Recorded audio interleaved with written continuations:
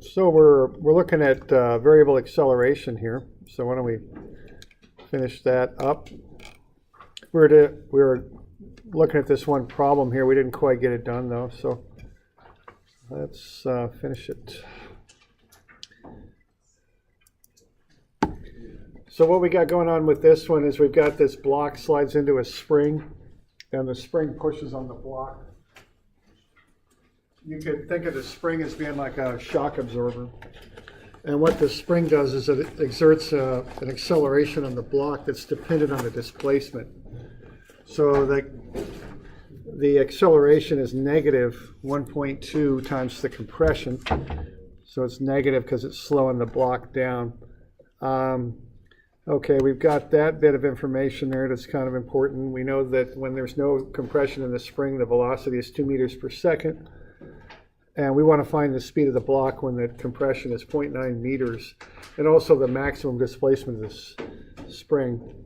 Now, kind of the sequence on this is we've got the acceleration as a function of the displacement.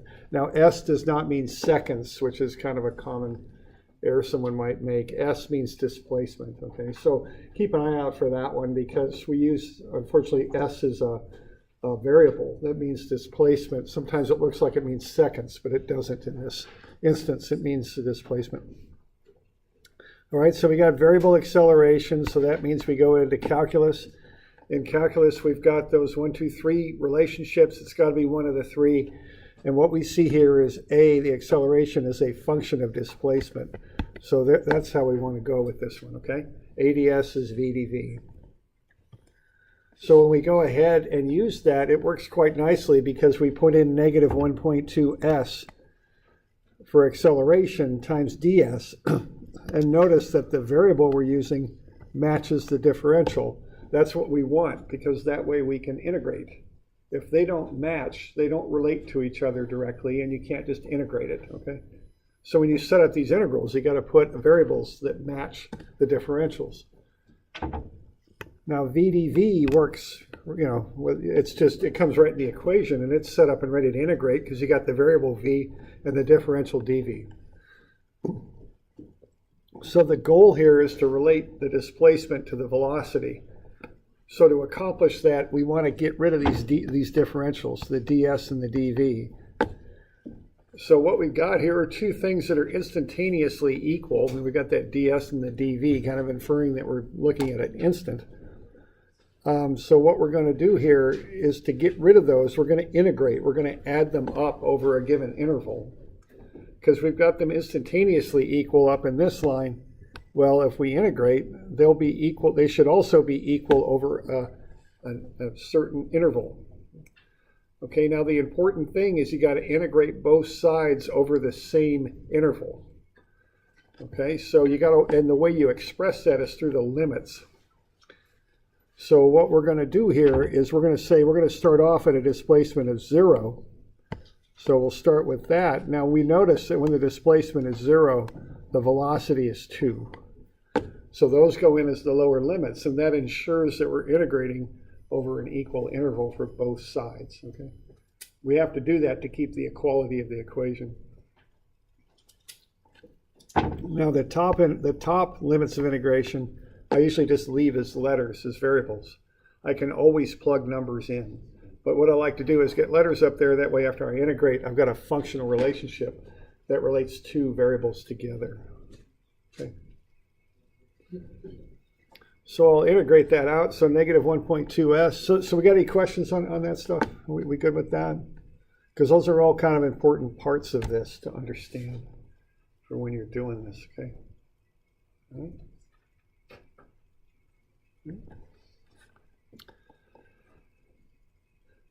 All right, so then we just go through the mechanics of integrating, you know, and there's different ways you could do this, you know, depending on, you know, how you want to work through it. But the first step is pretty standard. You just take an antiderivative. So the integral of negative 1.2s is negative 0.6s squared. The integral of v is v squared over 2.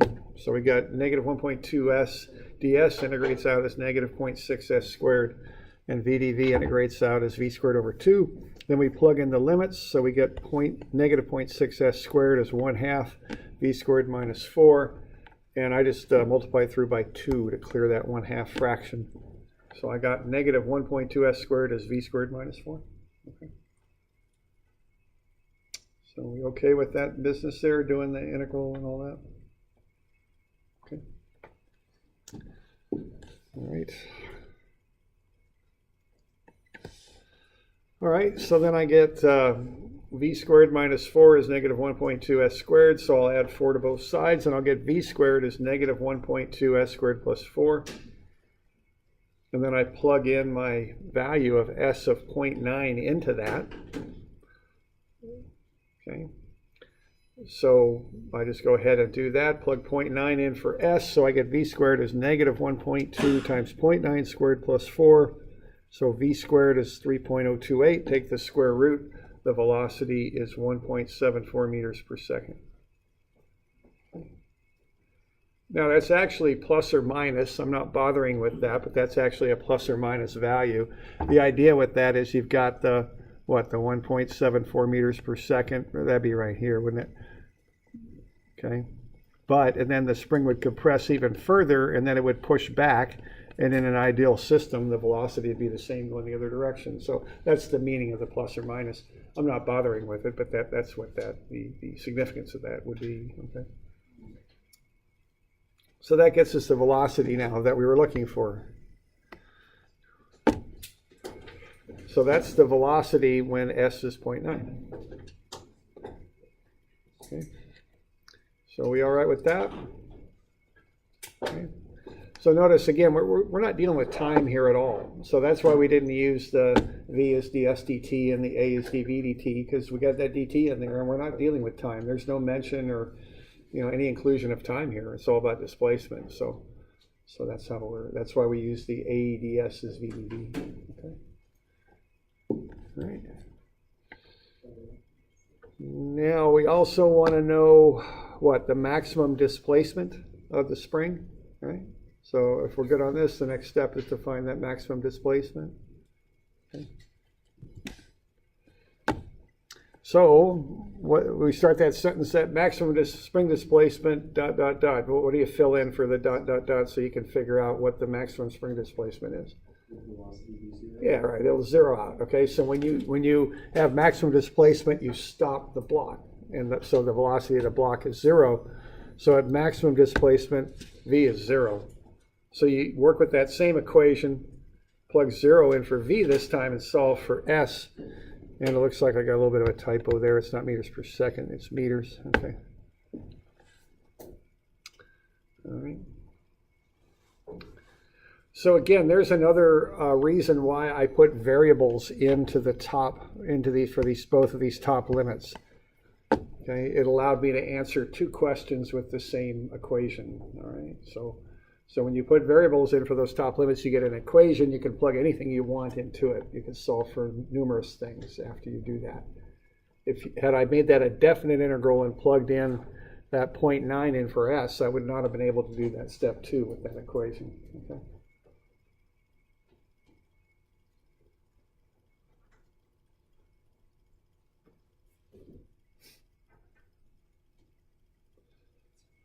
So we good with that? Any questions there? Yes. What about equilibrium? What would be the equilibrium? Equilibrium? I don't know if this is really at equilibrium.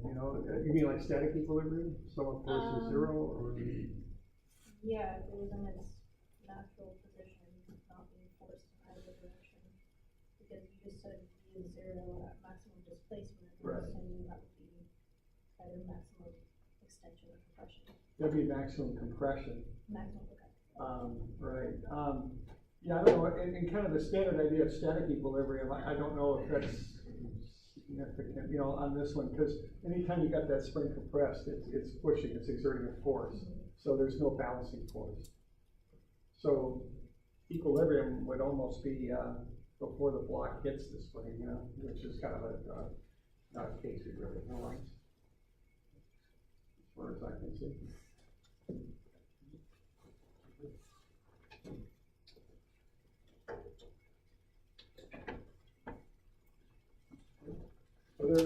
questions? Doing all right with that?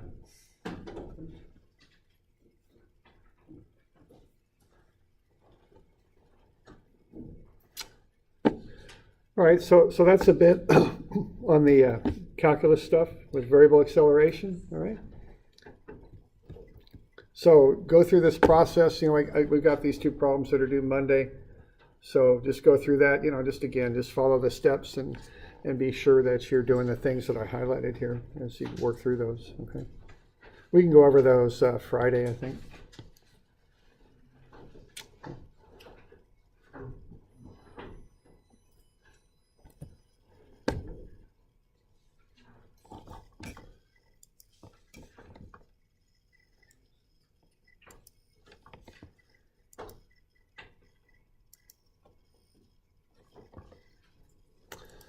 All right, so what we were looking at here is pretty much just motion along a line of some type.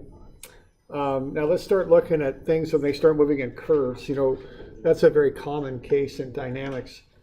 A lot of mechanisms and things that you work with have some sort of revolution involved with them. So this is important that we kind of get this bit too here. Now it turns out there's different ways to approach this. It just depends. You can use different coordinate systems. There's 3 different coordinate systems that you can use. We'll start off with the standard Cartesian, X, Y, Z coordinates. But you can also use polar, and you can also use normal tangential coordinates. And you do want to think ahead a little bit on some of these and pick a coordinate system that'll work for whatever the situation is you're dealing with. So this first one, we'll just use standard X, Y coordinates, which does have limited use. When you start describing things like circles and parabolas and such with Cartesian coordinates, you can get a little messy sometimes. So let's just start off with just some real basic definitions here to kind of understand. What we start off with is a position vector, okay? So that would be xi plus yj plus zk. Remember that ij and k are the unit vectors in the x, y, and z directions. All right, so what you do then to work your way down is you take derivatives, okay?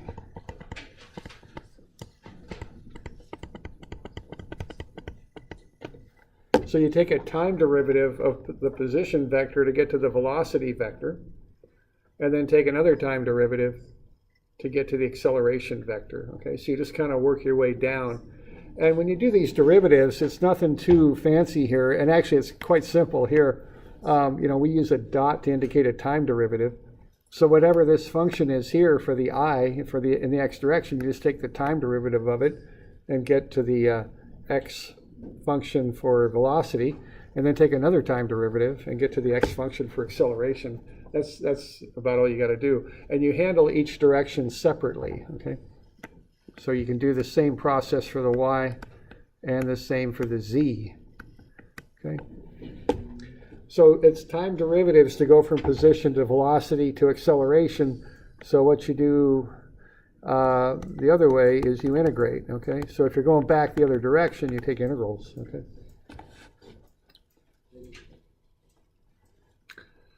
And the laws of vectors that you learned in statics for forces and positions, they apply also to position, velocity, and acceleration. They same thing, same form of addition, same sort of laws of vectors. All right. So if we start off with an x, y, z function for the position, we can work our way through velocity and acceleration just by taking time derivatives. So let's say we've got the position of a particle given by the equations x is t squared, so the square of time, and y is equal to t. So let's say we've got that. So I'm just writing in the packet, of course, we're just working through this. So this is on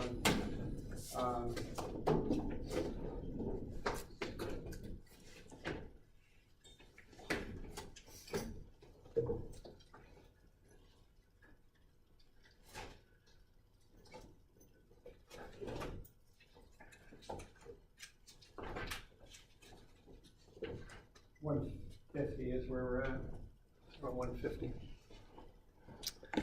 Okay, so what we know is where the object is at any time, and we can plug in those values of t and solve for x and y to get the position. Let's find the velocity and acceleration of the particle when the time is 2 seconds. And let's also find the path of the particle, expressed as y equals f of x, and plot it up on the graph. So what we have here are two related things, but they're not the same, and you should understand the difference here. Okay, the position function is a function of time that relates separately to x and y. So if I know the time, I can find x and I can find y. And the way I think about that is if I have a GPS, I can look at it for any particular time and see where I am in my car, all right? What my position is. Now what the path is relates y and x together, y equals f of x. The path is independent of time. The path is a map of the road that you're on in your car. Okay, the road exists in an XY space, and it's going wherever it's going. Okay, but there's no time element to it. It's just a map of a road. Whereas the position function tells you where you are on the road at any particular time. Okay, so the path is the map. The position is the dot on the map that shows where you are at some particular time. They're related, but they're different things. If you put together all the position functions and track them, then you get the map. That's kind of what you get, all right? So keep that in mind. All right, now one part of this is kind of trivial, but it is important that you understand this to get this done here, is we need, what we have there with x equals t squared and y equals t is a position function. So I can express it differently. I can say r, which is the position vector, is t squared I plus tj, okay? I can get from those two little equations up top and turn it into what I've got there. R is t squared I plus tj, okay? So that's a position function. That tells me where I am at a given time. That's the dot on the map that shows me where I am. Now I can take a time derivative of that and turn that into a velocity function. I just take the derivative of each piece of it. So t squared, the derivative of that is 2t, that's the I. The derivative of t is 1, that's the j. So 2ti plus 1j. And then I can take another time derivative and get from velocity down to acceleration. So the derivative of 2t is 2, the derivative of 1 is 0. So I'm just taking time derivatives each step of the way and getting position, velocity, and acceleration. Okay? And those are functions, so I can tell what's going on at any particular time. Now what I want to be doing here is find the velocity and acceleration when t is 2. So all I got to do is plug 2 in for that thing, and I can find where I am, I can find my velocity, and I can find my acceleration at when the time is 2. Okay. So I can just plug t equals 2 into that, so r will be 2 squared I plus 2j, so that'll be 4i plus 2j. The velocity will be 2 times 2i plus 1j, so it'll be 4i plus 1j. And the acceleration will just be what it is. It's 2i plus 0j. Okay.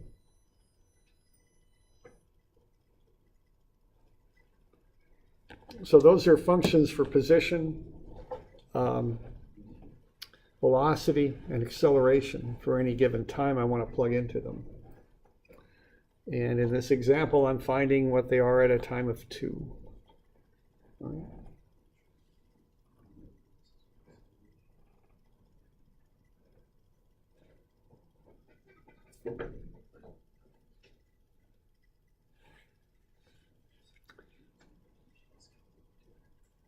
So we're doing all right with that?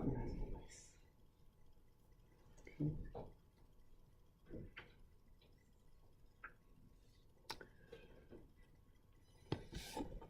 Now, if I want to find the path, what I do is I relate my position to time.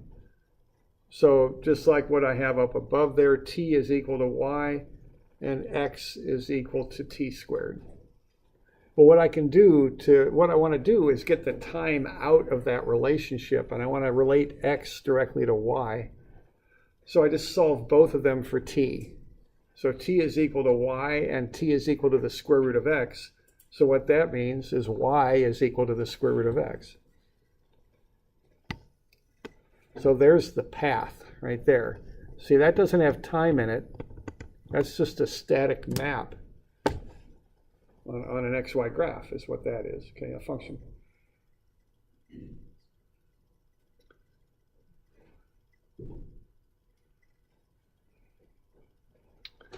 So I think that'll plot up like a parabola, basically, okay?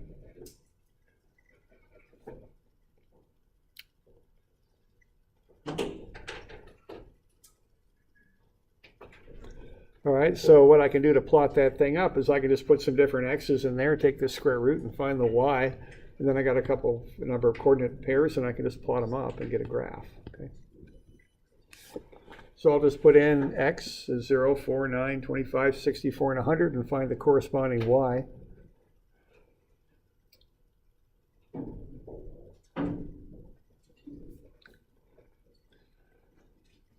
And I get, I guess, yeah, kind of a parabola there about the x-axis. So there's the path. So the process there is to start at a position function, find velocity and acceleration, and also use the position function to get to the path. And one thing I'd like you to understand there is the difference between the two. Position function depends on time. It tells you where you are at a given time, whereas the path is not dependent on time. The path is just the road you're traveling on and has no relationship to time. Okay.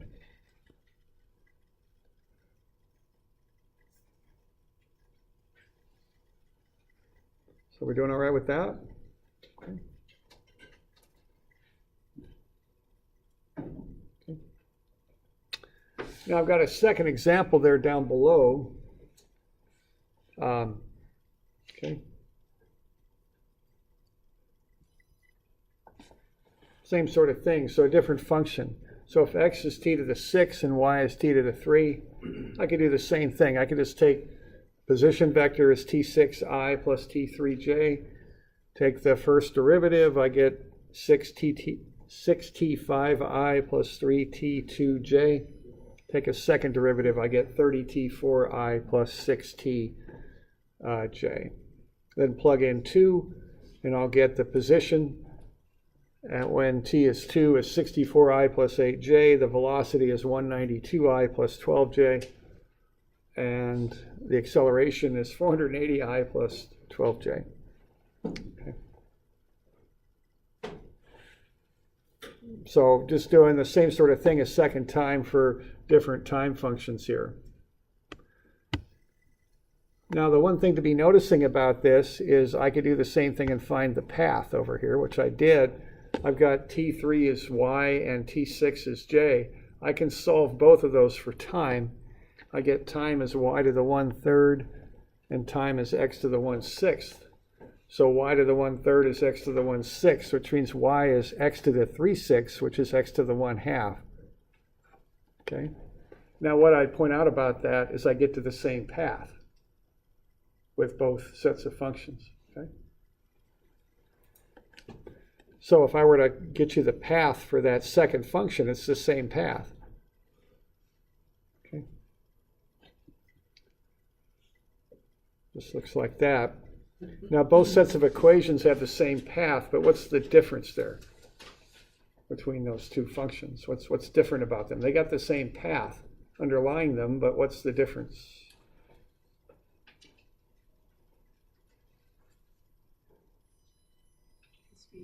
Yeah, speed, how fast it's moving, okay? The first one's going slow, the second one's going fast. See, they're traveling on the same road. It's just the first one's going fast, or second one's going faster on the same road. That's the deal, okay?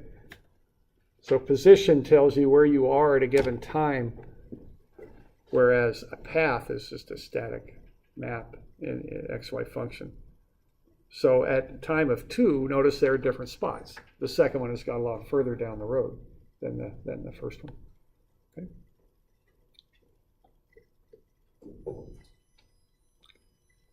So we doing all right with that? Okay. A bit different there. So what we did, we went from position to path. Okay. That's what we did. Okay.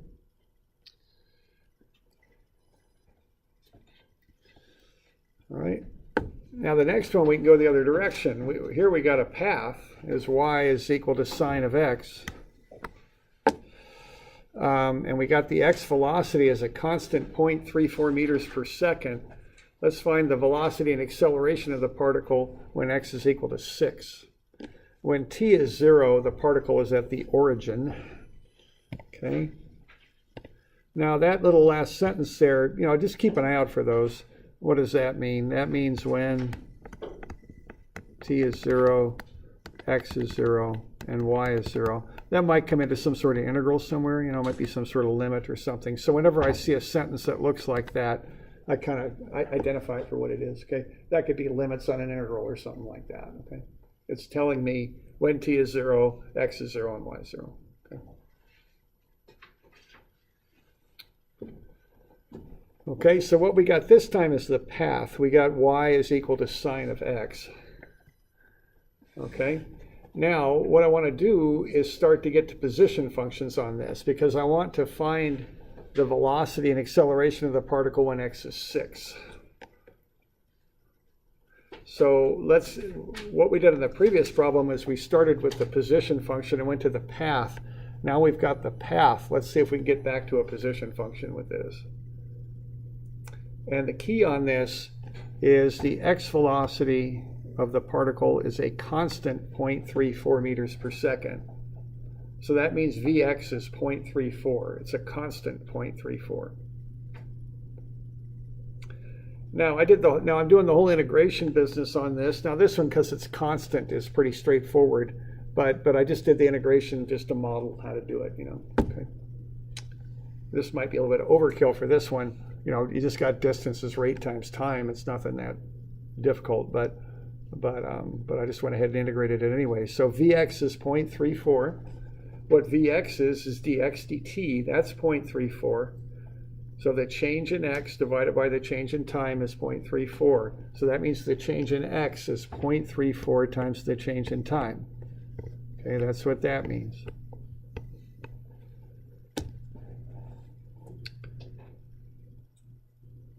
All right, so if I integrate dx, so what I'm relating now are differentials together. Dx is 0.34 times dt, but I want to relate variables together. Okay, so I'm going to integrate to add them up over a given interval. And as I was saying, I've got this statement when t is 0, x is 0, and so is y. Okay. So for my lower limits, I'll use 0 for x and 0 for t. I know that those occur at the same time. And then I leave my upper limits as variables, and I integrate that out, and I get x is 0.34t. Now, you could have pretty much jumped from here to here knowing that you started at the origin, because you got a constant velocity. I mean, distance is rate times time, right? X is a distance. But I did, again, as I said, the process I went through there would work for any sort of situation. It could be more complicated than what we're dealing with here. Okay. So what I've got here, see, I've got a path. Y is f of x. What I just did here, I just introduced time into the relationship. This will help me get to position. X is 0.34t. That's what I've got there. Okay. So now I've got x is 0.34t. I want to relate time also to y, is what I want to do. Okay. So what I can do is take this and plug it back in up here. And that will relate y to time. Okay. So on the previous one, I had x and y related to time. I got to the path. On this one, I've got the path, and I want to introduce time into the relationship so I can get to position. I'm just going the opposite direction. Okay, that's what's going on. Okay, so y is sine x. So y is sine of 0.34t, because I know x is 0.34t. So now I've got position for x and y both. Okay. So you could think of this, see what I've got is I've got this object here is moving on this path with a constant velocity of 0.34. But it's y velocity, and that's in the x direction. Okay, it's constant. So 0.34 every time, all right? But because the path is curved in that sine configuration, the y velocity is going to vary. So if you just take that, consider that to be like a groove cut in a piece of metal, and you've got a little ball bearing in there, and you're just going to push the ball bearing to the right at a constant velocity. The y velocity is going to vary as it moves up and down, see, because the slopes there vary on that curve. Okay? That's what's happening there. So I got x is 0.34t, y is sine of x, so y is sine of 0.34t. Now I can go ahead and find the y velocity and the y acceleration just by taking time derivatives again, okay? So it's a little trickier here. I got a chain rule to do. So I take the derivative of the inside, I'll get 0.34, that goes there. Take the derivative then of sine 0.34t, I get cosine 0.34t.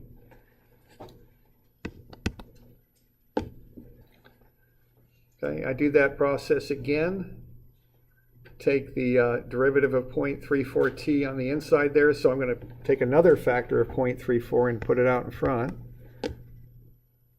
Take the derivative of cosine, I'll get negative sine, so I had the sine in the parenthesis, I put the negative out in front. Multiply the constants together, I get negative 0.1156 sine of 0.34t. Okay.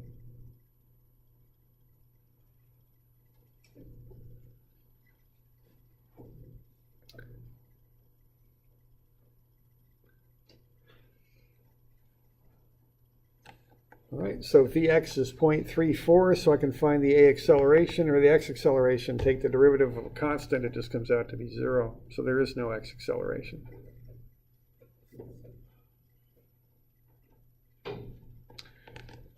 All right, so on account of that path being curved the way it is, I've got different y velocities. They change as the object moves.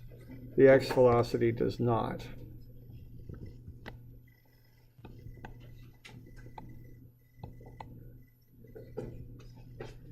Okay, so that's kind of what's going on there, okay?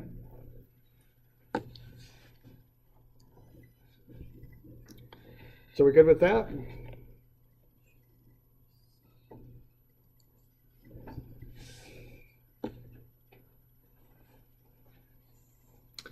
All right, I want to know what's going on when x is 6. So the first thing I can do is figure out what the time is when x is 6. When x is 6, the time is 17.65 seconds because x is 0.34t, so 6 is 0.34t, so t is 17.65 seconds. So now I know what t is when x is 6, so I can plug that in here for on the velocity and there with the acceleration. And I think I wrote that down for you already, didn't I, down there? Just to save you a good bit of writing. So that'll get you the acceleration and velocity when x is 6, which is also when t is 17.65. Now the older book might have a typo here. Have a look and make sure that's, I wrote down what it should be, but I had a typo in there. I think it's fixed now, is it? Or I've never fixed this. Okay, I need to fix this. I definitely need to fix this. All right. I think I pulled down the expression from velocity down there by mistake, or I did something, I can't remember, but okay. The right-hand side, I think, is okay. It's just the left-hand side had that problem.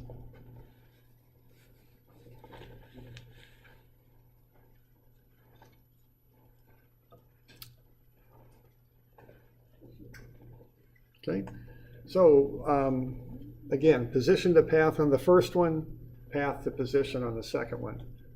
To go from path to position, you've got to get some way of getting to what the time is, get the time in the relationship.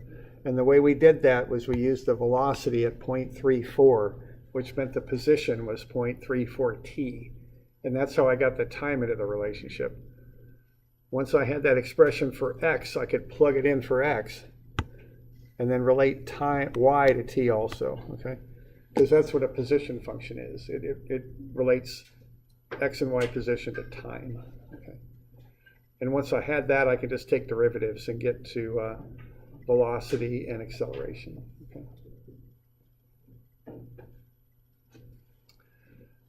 All right, so that's how you handle it if you've got this information presented in XY coordinates. All right, so we're good with that? Okay. All right. Let's look at one other here. So we'll get away from doing all the calculus here. We'll just look at a trajectory problem. I think we're on 172, I think. Or 170. So let's say we hit a golf ball at 31 meters per second at 60 degrees.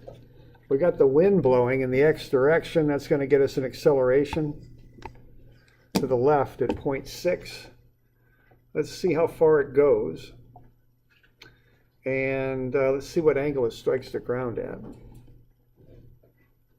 We'll assume that the wind there pushes causes the ball to accelerate to the left a little bit. Okay.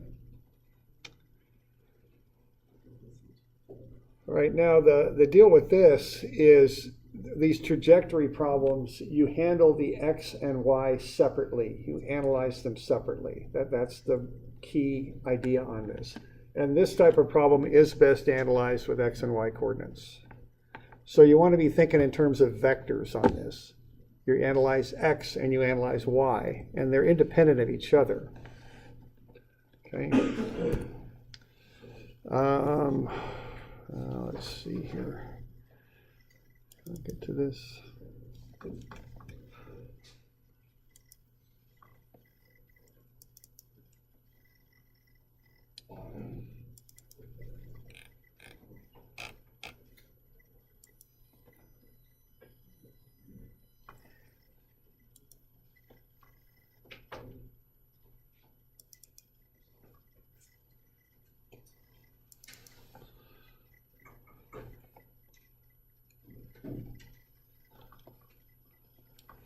All right, there's kind of a thing in physics where if you have a ball at a certain height and you drop it and you have another ball at the exact same height and you throw it out horizontally, they'll hit the ground at the same time. This is kind of a crude demonstration here. Can't find an audio device. Oh, goodness gracious, that's just horrible, isn't it? Okay, let's try this. Share. Scan, cast, name. Well, that's no good. Open. There we go. Let's do that. Open it. Okay. And let's try that. Will that work? Yeah, maybe. Nope. Two masses at the same elevation. The mass on the right will have an x velocity of 0.2 meters per second. The mass on the left will have no x velocity, so the x velocity is 0. Notice they fall at the same rate. So the one on the left will just be dropped and fall straight. The one on the right is thrown to the right. Notice that the x velocity of the one on the right does not affect the rate at which it drops. Have you seen that in physics before? If you took that, that's a fairly common thing that you see in physics, okay? And we're going to use that idea. Two masses at the same elevation. The mass on the right will have an x velocity of 0.2 meters per second.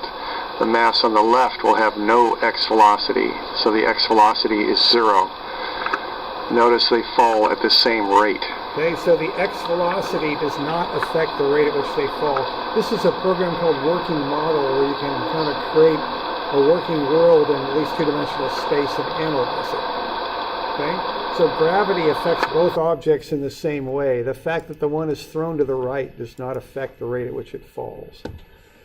So what we're going to do with this is we're going to vectorize it. So this stuff is all about vectors. So I'm going to get the x velocity and the y velocity by just using trigonometry. So cosine 60 times the 31 meters per second gets me the x velocity. Sine 60 times the 31 meters per second gets me the y velocity. That's the idea with this.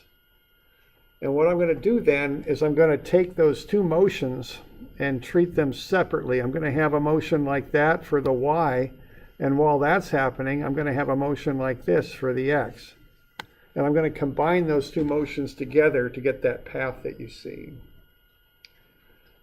So what I would do with this would be to analyze the y motion separately, and I'll do that first. And that will tell me how long the object is in the air. And then I can look at the x motion to determine where it goes. That's the idea. Okay, so I got my initial Vx is 15.5, and my initial Vy is 26.85. Okay. So that's what I'm starting with. All right, now what I'm going to do next is I'm going to find the time it takes for the ball to hit the ground. And I'm going to use S is S0 plus V0t plus 1/2 ACT squared. And, all right, why don't you fill that in? Let's take a minute and see, just generate that equation in the y direction only for our situation. What do we got?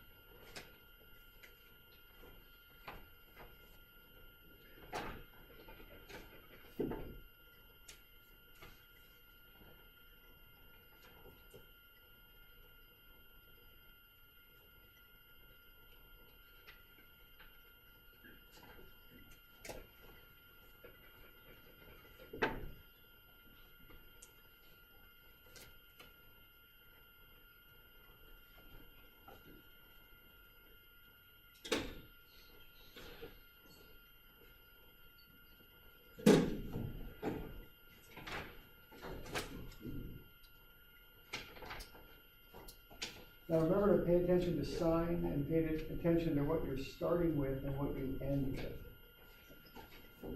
Those are important parts of that.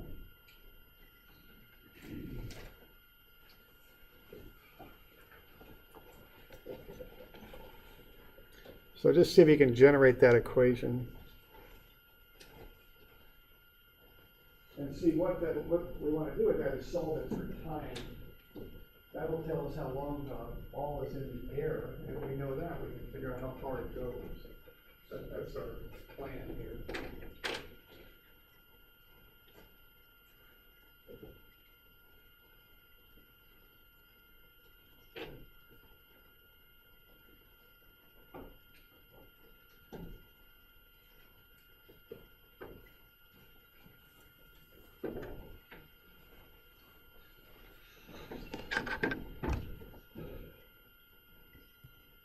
So there's different ways you could set that up.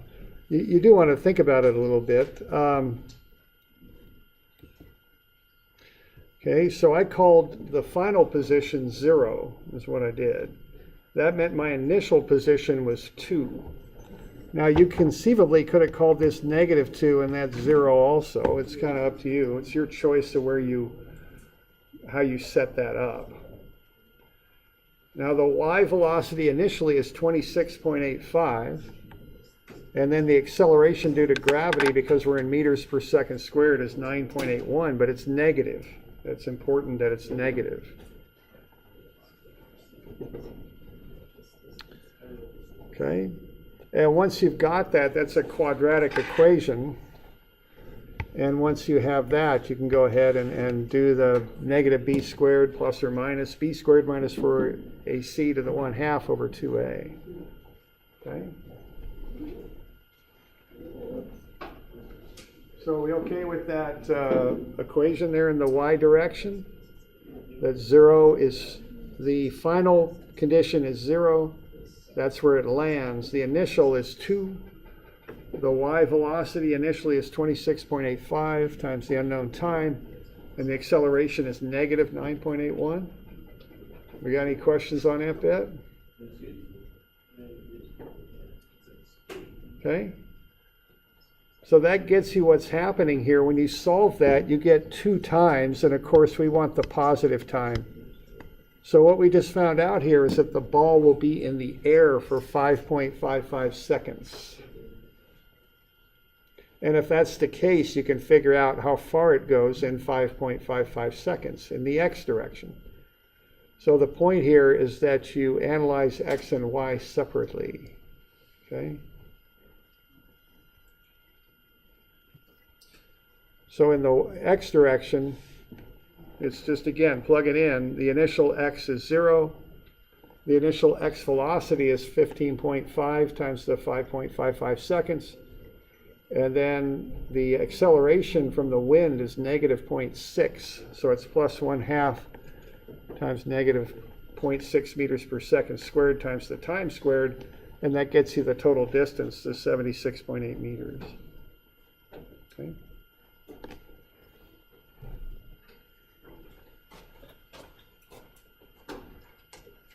So that's how that's handled there. The idea there with this trajectory, which is the flight of an object through space there, usually with gravity acting on it, is you handle x and y separately.